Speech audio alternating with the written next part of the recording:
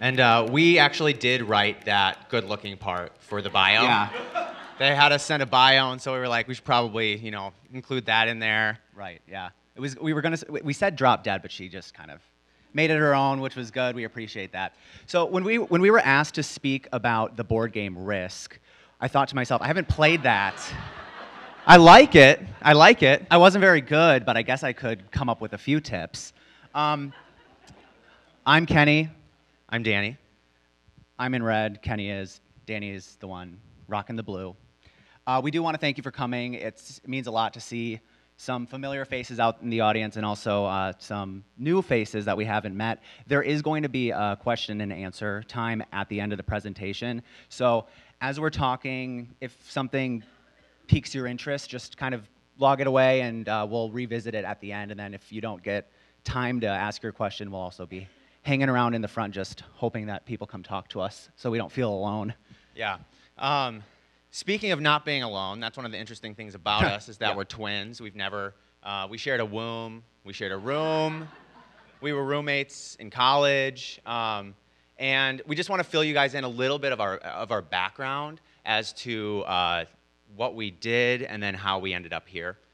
So we obviously grew up as twins, and everybody's always like, oh, isn't that cool? Like, I would love to have a twin. And we think it would be cool to not have a twin sometimes.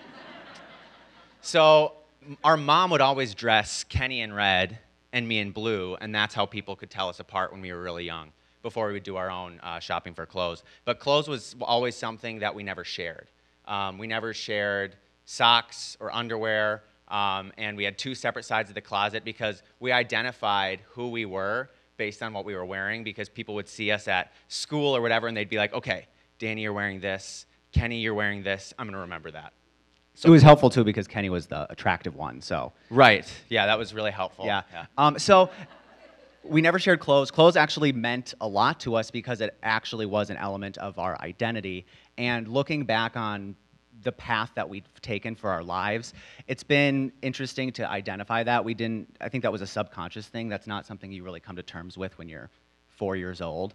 But looking back, we think, okay, well, yeah, maybe the writing was on the wall. And because we enjoy each other and we work well together, we had always thought we would do something together. We just never really knew what that was. So we launched a line of ties. The idea started about 5 years ago, and then the launch was a little over 3 years ago. And it started as just like a fun, creative project to do together. Something that was something that we could be working on, even though Kenny was working his career and I was working my separate career.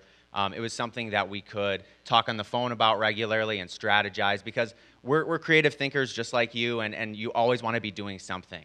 You always want to have something in the hopper that's exciting to you, something that is out of the ordinary that you can be actively pursuing, and so that was what that was for us, those ties. Just really briefly, while we were doing the tie thing, Danny mentioned that we had other careers. I was a morning news anchor, and Danny was a youth pastor. So pretty different than what we're doing now, but it was something that kind of brought us together and something that we obviously ended up leaving to pursue this full time. Right, and early on in the tie stuff, we figured out that, oh, this is more than just like a fun creative thing that we can do. Like, has the potential to be a business. So we had to get a crash course in like what business was, because neither of us took even a business course in college. And so as creative thinkers and creative learners, we had to learn in a creative way how to be business people. And so we watched Shark Tank with notebooks. What did Kevin say?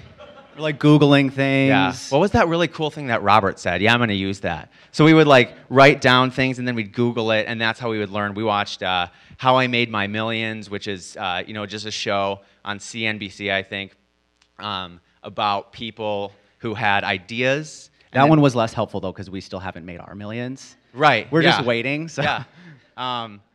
So that show's just about people who had ideas and moved them on beyond just initial concept. So what we do now is we're bespoke custom clothiers. The word bespoke means spoken for, so our process is a lot more specific to your individual body. Each piece is cut for your body. It's not a existing silhouette that gets altered. I'm not going to bore you with the details. If the details don't bore you, feel free to ask us during the Q&A session. But that's what we do now, and it's interesting because on the topic of risk, we find ourselves taking risks as it relates to style and fashion, not only with ourselves, but also with our clients.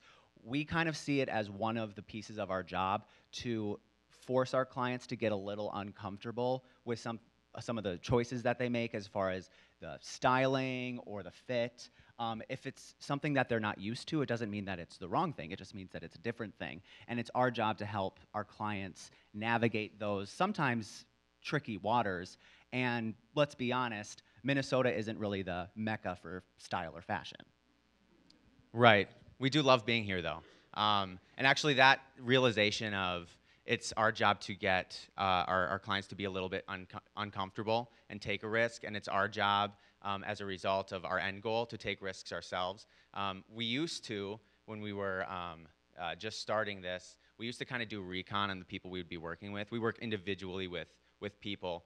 So somebody comes to us and they want to design something specific or they want something that fits. Yeah, we know beforehand who's walking through our door because we're appointment only. So it gives us a little bit of time to search Facebook or Twitter. Just see what they look like. So if I pass them in the hallway, I'll at least know how to say hi. Yeah. So we did our research on this one guy who was in a dark suit, red tie, white shirt career, and that's how we dressed. And when we showed up to the meeting, he was like, "Aw, I thought you guys would be dressing cool like you did on your Instagram." So he was somebody who wanted to step outside, and we didn't realize it. And so then at that point, we decided, we have to constantly be doing things that we feel are maybe a little bit risky for the market, maybe a little bit risky for who we're going to see, because that's ultimately what people want when they're using us. So that's obviously why we're here, is because we're tasked to talk about risk.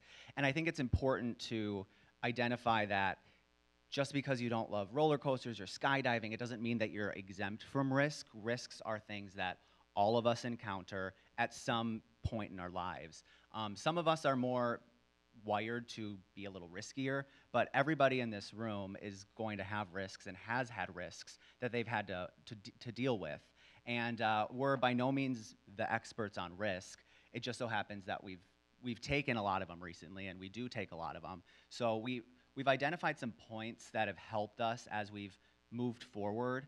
And you'll be able to relate to some of these. You may be sitting there thinking, oh, they missed this one. But we've identified, I think, like 4 points that have helped us as we've tried to move forward and take risks so that we can be prepared when a risk arises and we have the tools in our arsenal. Next slide. Thank you. The first thing for us is we have a strong faith, a background of faith, and that's been invaluable for us as we've approached situations where we didn't know what to do. It's really comforting for us to know that we can do what we can do, but at the end of the day, there's something beyond us that is ultimately in control, and that's scary too. But our belief makes that encouraging, and so we've been in situations where we've done what we can do, and then cards fall where they may, and we just need to walk through the doors that we feel are open and walk away from the doors that we feel are shutting. And I think that's one of the blessings and curses of being a creative thinker is you always want to be doing something. And if there is a point in time where you've really done all you can do, it's hard to identify that, and it's hard to know that you're done now and you just have to wait. You have to wait for other people to do things. You have to wait for doors to either open or shut. So our faith has been really crucial in identifying those things. The next piece also has to do with kind of getting over yourself, which is surround yourself with wiser people, which has been absolutely paramount to what we do. Yeah, and just one example is our mentor, Kingford, who's actually here. King, can you stand up in the back? There he is. Wave to everybody, King. Looking good. Yeah. We were told find someone who you want to be and then make them your mentor. So we followed King around to different coffee shops for a while, and he was always seeing us peeking around from corners. Yeah, until he found the tracking device on his car, and then he filed a restraining order. And So he has to be Yeah. sitting back there, actually. That's the only way. Really early on when we were doing the ties, we met Kingford through a mutual friend, and he was just kind of interested in the project. So we met with him a couple times just to kind of pick his brain and hear what he had to say, and we showed him this manufacturer that we had lined up for the ties, and he said, "Those suck. You need to do something else." Which is a sign of somebody who's probably a good fit as far as like mentoring you, not telling you everything that you want to hear. Because what we wanted him to say was, you guys, these ties are dynamite. You're going to be able to get like $3,000 per tie. And what's the price you're going to pay for these? Wow, fantastic. But he was like, no, carts before the horse, you need to take a step back. And that's important as you surround yourself with wiser people. One of the cool things I think about wisdom is it's only gained from people who have been there and had experiences. You know, you can read all day long, but until you're experiencing it, you don't really have that wisdom aspect. And so having somebody in our lives that has been there, done that, that we can run a risk past, or run a style idea past, or run something else past, and they will give you honest advice, and then ultimately it's up to you to move forward or not. But that has been really, really helpful for us. Yeah, and it's not just our industry. We're not the only industry where mentorship is important. Anybody out here, you can probably think of some experiences you've had where you've either talked to someone else or thought, oh, looking back, I probably should have talked to someone else. So every one of us can relate to the benefit of having somebody that's your go-to person that you can get wise, true advice from. Yeah, and I mean, easier said than done, right? Like, I know it would be so great if everybody could have like a really wise person that they could look up to and run things by. That's why Danny has me. Yeah, big time. Yeah, especially when it comes to comedy. Like, this guy just gets I'm it. just on point. And you know, those relationships are best when they happen organically and naturally. You know, if you're looking for somebody like that, I would say just like kind of look at who you're already surrounding yourself with, or like Kenny said earlier, look at someone who you want to be and just develop an organic relationship with them and see where it goes. So I feel like all these points are like, get over yourself, get over yourself, Yeah, get over yourself. kind of. And this is another way to get over yourself is step outside, which sounds really vague. So what we've identified this as meaning and looking like in our experience has been, because we're so creative and we're do, go, it's hard sometimes when you're in the midst of a big decision or a risk to take a step back and look at it from as unbiased a perspective as you possibly can. And for us, what we need to do is we need to look at a situation or a crossroads or whatever from like a more of an analytical standpoint. Because it's easy for us to make a decision and then just like deal with whatever comes our way, deal with the ramifications based on the decision that we made, sometimes after doing research, but sometimes flippantly. And so what we do, like one of the most practical ways that we step outside of ourselves on a regular basis is we will actually make pros and cons lists. And that sounds super elementary, but Kenny, you used to turn down jobs based on those. Yeah, when I was doing the TV thing, there were some opportunities that came my way, and you make a pros and cons list, and if the cons outweigh the pros, it's a no-go. But that's also, I mean, it's not just about the number of pros versus cons. It's also important for all of us to identify which types of pros and cons have the most weight: family, finances, location, what have you, and then make the decision accordingly. So that's just one really basic way that we've identified has been helpful in helping us determine which risks are worth taking or not. Yeah, and I mean, I wish that any one of these things would help eliminate risks, because like Tess mentioned, like some of us love to take risks. Some of us are natural born risk takers. But when there's a lot at stake, I don't think anybody likes to walk into a situation with there being tons of unknowns. I wish this was a way to eliminate that completely. It's not, but it's something that's helped us for sure. Yeah. And as our clients are concerned too, when they're in the situation of what to pick and how to style it, and oh, this is a little risky, it's hard for them to take that next step, and that's where we come in and we try to be helpful and help them see from an outside perspective that it's actually, you know, a good choice and you won't regret it. You will not regret the chaps, I promise. They are coming in. We go to New York. I know. So this is the last point. I'm just gonna let him do his thing. I was just looking for my mentor's approval of what I just said. Was that funny? Got a big laugh. Okay. I don't think he's funny ever anymore, so you guys are a better judge than I am. I think this next point is probably going to be the easiest for everybody in this room, or the majority of us, because most of us are creative thinkers, and we like the do, and we like to have things that we're told to do and that we decide to do. And that's essentially what this point is once you've made the list or talked to your mentor, you have to do something. You can't just think about it. Yeah, and I think as far as like proactivity goes, that also relates to the evaluation, which for us doesn't come as naturally as the decision making originally. We're very proactive when we make a decision, especially a major one. Not like, oh, should we take 35W or whatever, although we do also evaluate that. But it's to be proactive in the way that you evaluate the decisions that you've made. And you make time for that, and you're intentional about that. Because otherwise, it can be easy as a creative person to make a decision and then not think about that time where you were in the situation where you had to make a decision, where you had to take a risk. So proactivity in the evaluation of your decision, I think, is important too. So as we wrap up, we just want to kind of tie it all together in a nice little bow before Q&A.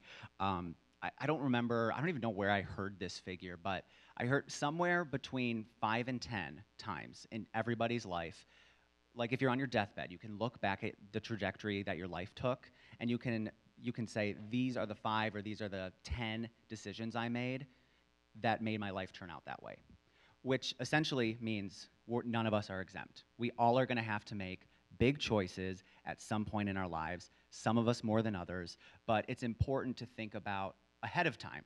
It's important to think about, what am I going to do if I have to make a life switch, or if I have to pursue a new job, or if I have something at work that is going to really change the way that my life turns out. Because ultimately what risk is, this is like the dictionary definition, is it's the opportunity to either fail or succeed in any given situation. It's super broad. So like those 5 to 10 major life decisions that set the trajectory of your life, those are going to be risks. There's going to be things that you're going to give up. There's going to be big opportunity for success. But that's one of the interesting things about risk is there is that opportunity to do something. There's the opportunity to be proactive, the opportunity to step outside of yourself on a daily basis, and to surround yourself with people who are wise. You know, those are the things that we've recognized has been really important for us.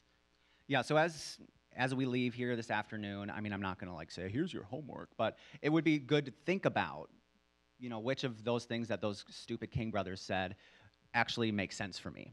Because like we said, we're not the experts. We've taken some risks recently, and that's what has helped us make a choice. And looking back, we've had some success, and we've also made some really stupid choices. So hopefully our negative effects can help you out and help you to not do those things.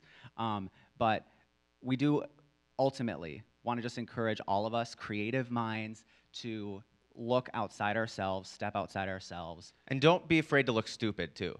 Our mom sent us a text yesterday. She was like, I was just thinking about your talk coming up, and I remember you telling me in order to make some of the decisions, you just had to like check your ego and not be afraid to make a mistake, not be afraid to look stupid. And that's true. You know, when it comes to risk taking, sometimes it's as basic as that.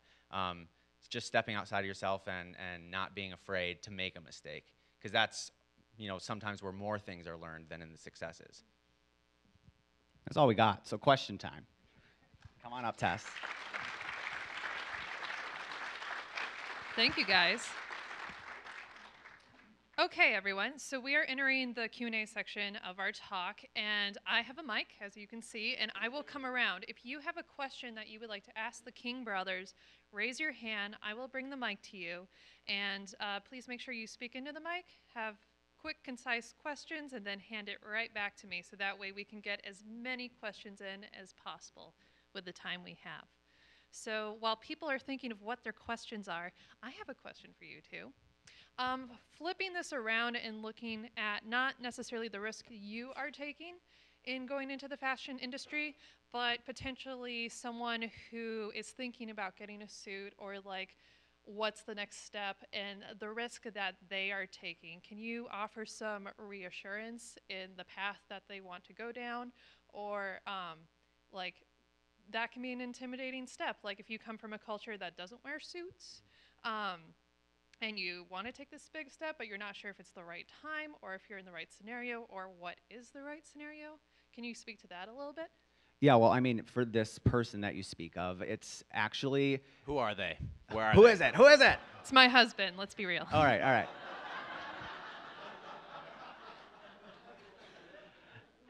We're actually getting a lot of guys coming in saying, I don't have to wear a suit to work, but I want to, and I want to dress for the job I want, not the job I have. Or just at least like a sport coat. We do a lot of sport Yeah, that's a coats. good kind of like gateway drug. I mean, essentially, we're drug dealers. We're going to give them a taste, and then they'll be back for more. We know it. But yeah, I mean, as far as risk goes, getting into a custom suit is riskier financially than going to Macy's. It's more expensive, but the fact is, it's going to last you a lot longer. It's going to be made for your body. It's going to look better. You're going to have unlimited options. You're not just reserved for whatever's on the rack. And it's going to fit you like it's not off the rack. So it is sometimes hard for guys to be like, I'm going to spend close to $1,000 on a suit, or, I mean, the sky's the limit. You can spend as much as you want. But that's where we open, is $8.95.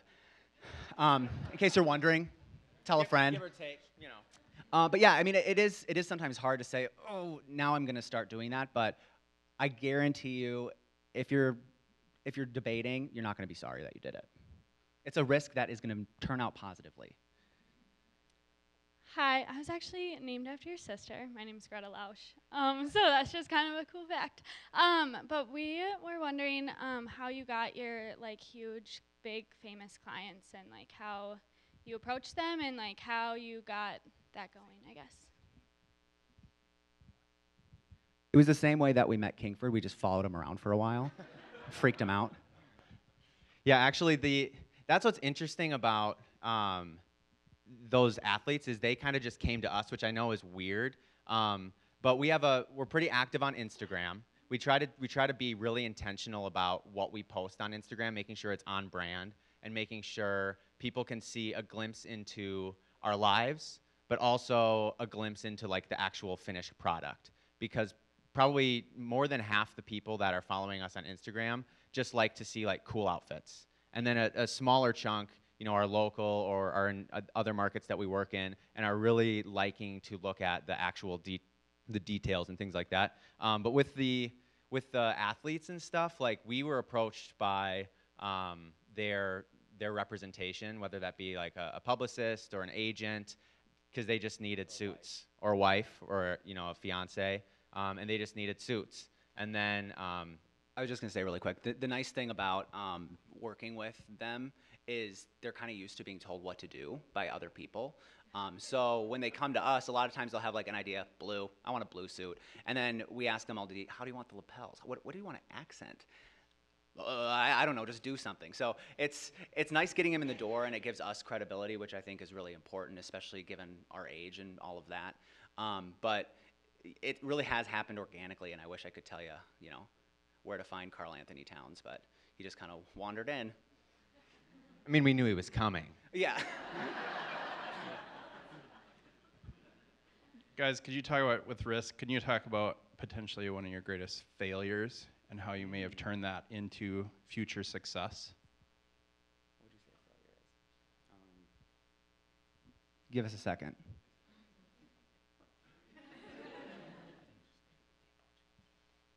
Yeah, so really early on when we were looking for funding for the business, we had to, like we said, we started with ties, and in order to get ties, you have to buy them.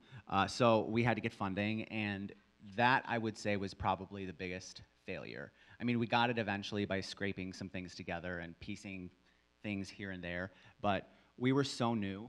I sold my first kid. It was a risk, and it paid off. Worth it. She came back. But it wasn't pretty, and we didn't know what we were doing, and it was really, really tough. And it was about, I would say, probably like 6 months of just closed door, closed door, closed door. And it was really frustrating to go through that. And he's got something really good to say. And it was really embarrassing too, because our business is based on image and the image that we project, and that was one of the things in our bio was we see ourselves beyond just clothing. A lot of times people will come to us and say like, here's what I want to project, and I want you to help me get there. And so just like walking into these meetings and being told no, no, no, and not having any of the answers, we would like leave every funding meeting with a notebook full of things we had to learn. And so then we'd be like back at the computer, like, what does this mean? And it was just really embarrassing, and we failed so many times in that process of trying to get that funding. But ultimately, we learned more, and we learned that we could operate our business off of less than we originally thought. So it ended up being a blessing in disguise. If we would have gotten the original amount we wanted from the first person, we would have made tons more mistakes. So I think we were really protected by that. Do you do anything in the women's clothing area, or have you thought about doing anything in the women's? A couple times we have. We don't do it a lot. The need is a lot. We haven't seen a lot of demand. We're starting to get more of a demand for whatever reason.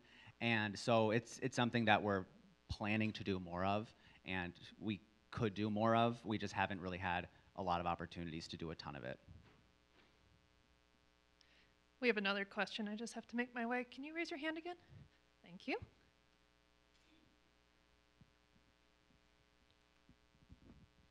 I'm curious about the order in which you sort of started your business. Was it Instagram first, and people were like, "Hey, you have great fashion sense. Do you sell this stuff?" Or did you start the business and then start putting it out? What did that process look like for you? So it started with an idea that Danny had about the ties. And we actually partnered with Don Shelby to come out with, it was called the Shelby Knot Collection, because he has a knot named after him, which King actually started calling the Shelby Knot. So he's a very important piece of what we're doing today. But so it started with this idea from Danny. I knew Don from my days in TV, which I was currently working. And so we connected with him and his wife, and we drew up some plans. And I mean, I'm turning like 2 years into 5 seconds here, but we drew up some plans and then connected with King, got the manufacturing, and lined all that up.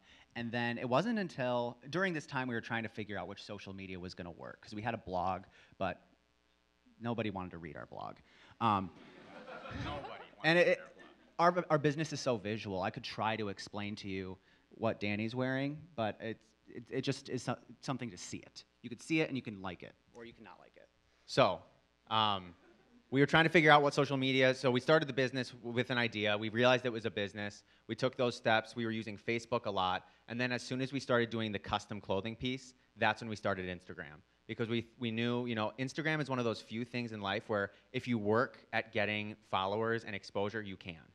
If you search hashtags and interact with different people, you can get a following. Even though they might not be the right people right away, the right people will come. So we did that as soon as we started doing the custom clothing as a way to get the word out that now we were transitioning from neckwear into head to toe. So that's kind of the order of events. Okay, so I'm the before picture, so maybe in a couple months. So where do you guys get your inspiration creatively from? We're getting it from you today. Where do you guys get it from when you're designing suits and whatnot?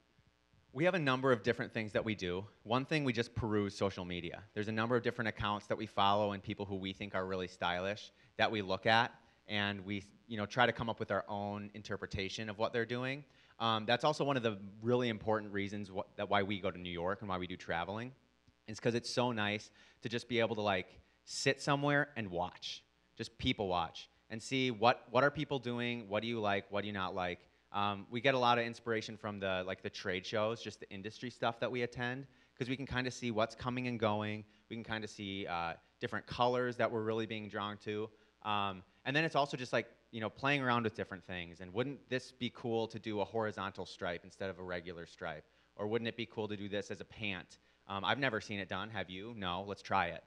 So a lot of it is kind of those trial and error things. But I would say New York is really important.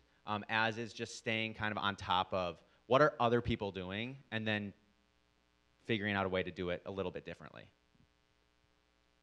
Ooh, you just answered my question, so I'll ask it a little bit more specifically. But can you talk about current trends in menswear, and then in the same note, trend forecasting or trend identifying. Do you guys consider yourselves staying abreast of trend, or do you try and be trend makers or trend leaders?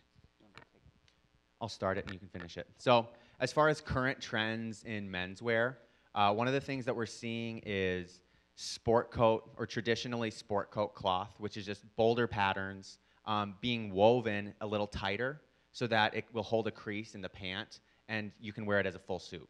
So essentially what that means is bolder suits. And now that's going to take a little while to get here. Usually it takes like a year or two from stuff that's like happening on the coasts to make its way in.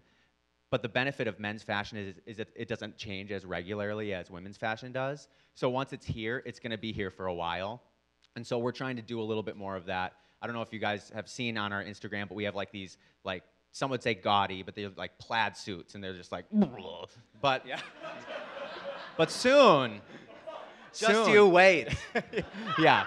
So we're seeing a lot of that as far as like men's fashion goes. A lot of like textured ties, and not just for like seasons where texture is normal, like fall and winter. We're seeing a lot of like brighter color texture ties, a lot of pocket squares. These like lapel flower things are pretty big. They've been here for a while though. But generally, I would say if there's one theme that we've noticed over the past couple years, it's that stuff is just getting bolder, and people are enjoying to wear that. And the interesting thing about men's style in particular is if it fits, it's going to go out of style way, way, way later. Fit speaks louder than any pattern or design. We have guys come in that say, oh, well, that window pane, what if it goes out of style? It really won't if it fits you. And different fits, I mean, you remember back like the 80s, the gangster suits, those boxes, or the zoot suits. Those types of things go out of style, but fit never will. Did we address, there was one other piece. Trend forecasting. Oh yeah, as far as trend forecasting goes, that's, again, I mean, we're gonna keep coming back to New York, but because trends happen on the coast and work their way in, what we're seeing in New York is on its way, if not already here. And the overall theme of like this most recent trip that we took in January, there was no pattern that was new. Like 3 years ago, it was window pane. Now that's everywhere. I didn't see a new pattern. What I saw was everything just bolder.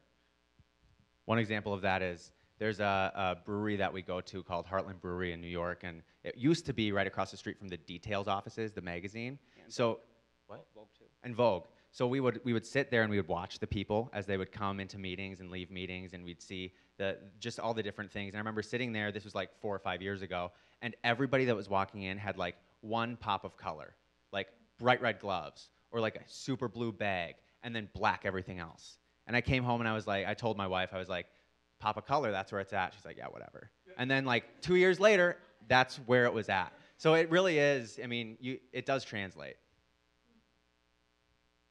So this is maybe kind of a weird question to ask you guys, because you're obviously very, very comfortable being in front of people. You both have a background in performance or speaking of some sort. I have a background in being painfully awkward. That's good. So my question is, how a big part of how you wear clothing and pulling something off is confidence. And do you think just that sort of like getting beat down by embarrassment over and over kind of helped with, I'm serious, like just getting that humility and gaining that knowledge base? How do you feel that helped how you carry yourselves today?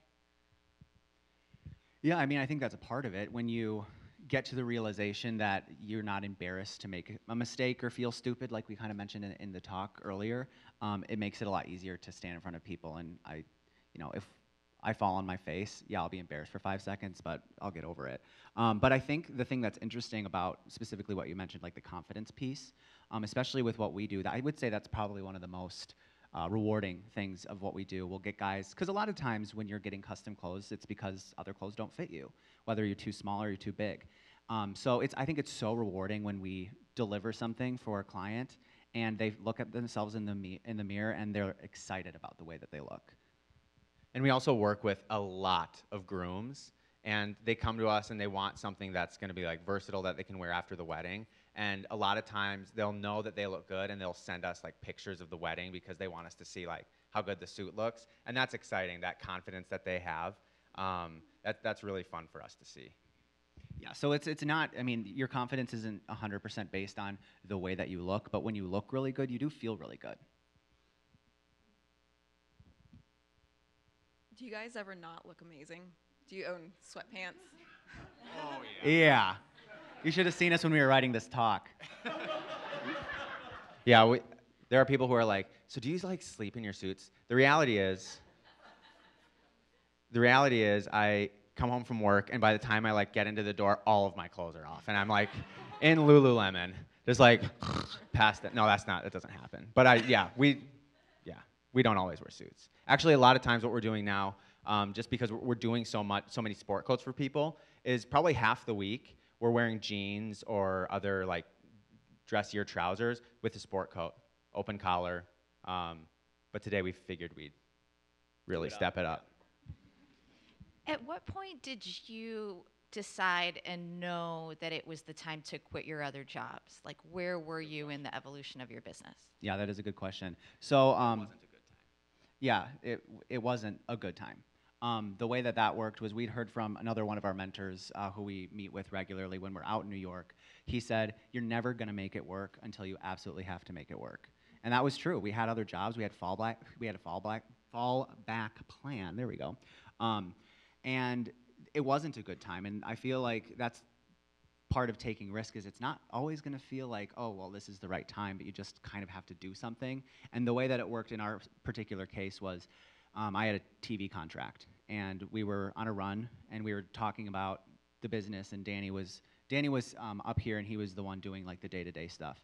And he was saying, it's getting really overwhelming, and we should have a conversation about a timeline. And I said, well, I can't do anything until December when my contract's up. This was in March.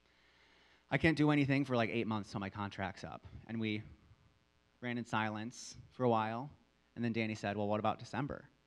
And so we decided at that point along the Mississippi in St. Paul that we were going to use that date as our looking forward date. And unless something totally drastic happened, we were going to stick by it. And we did. Hi. Thank you for being here.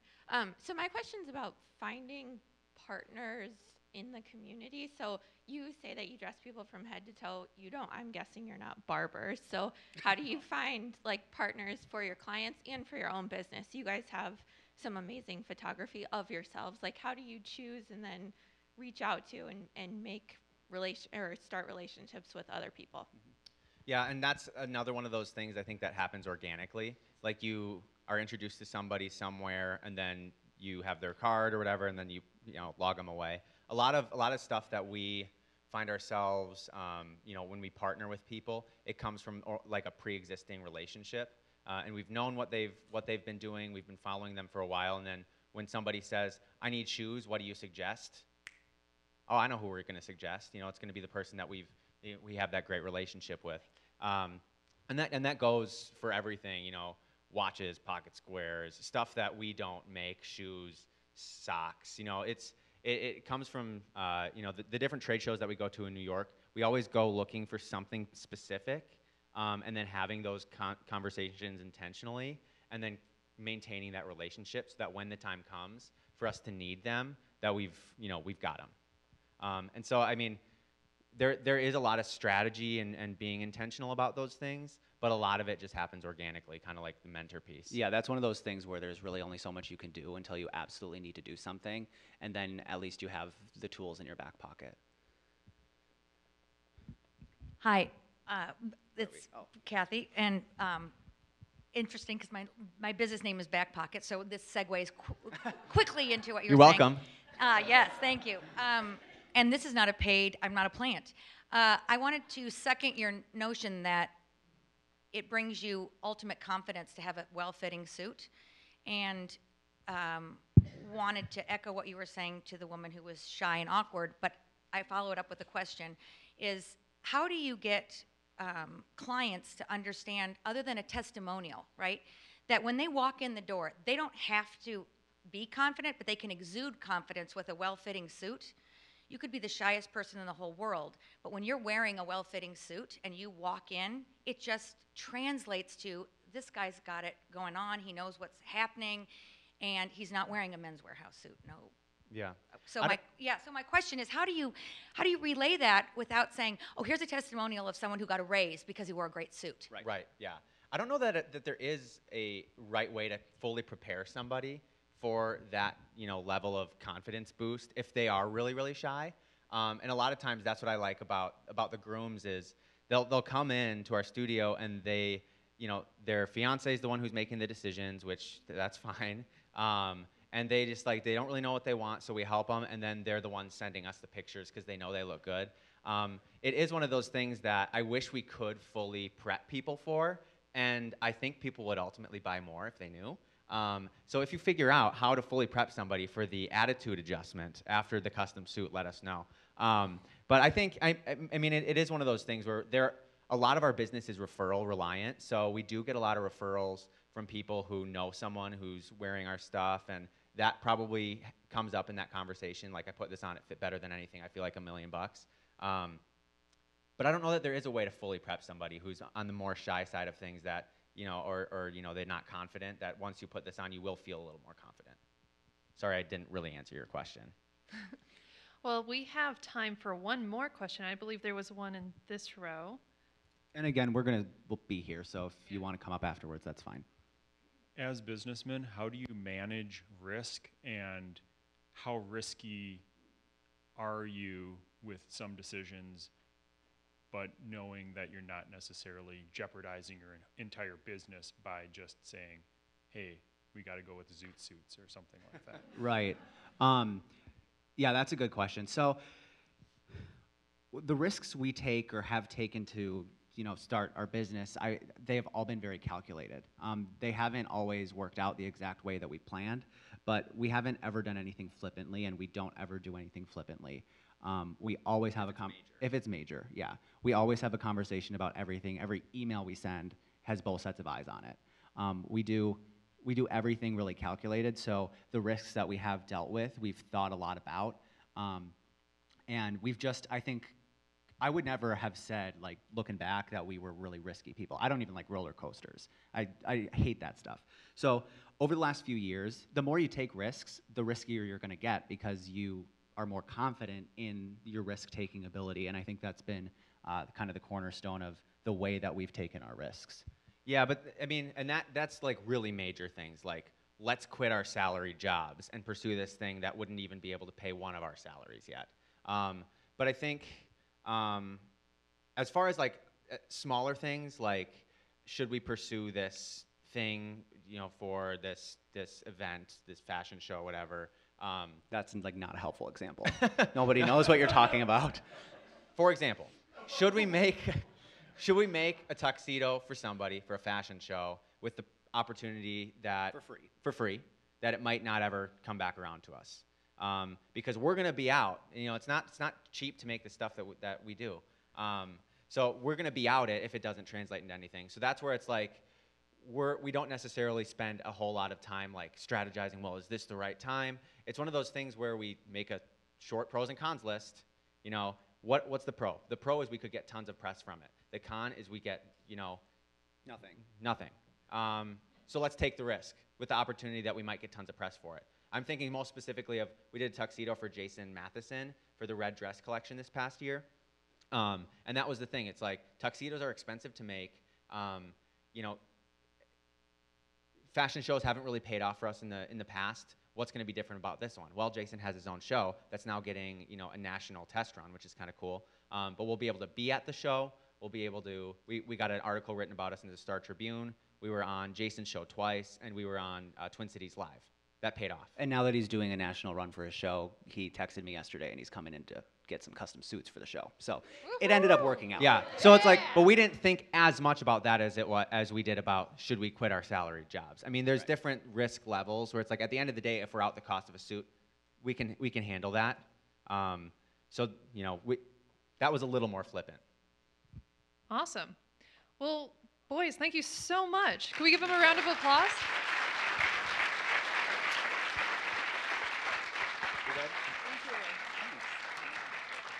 Thank you.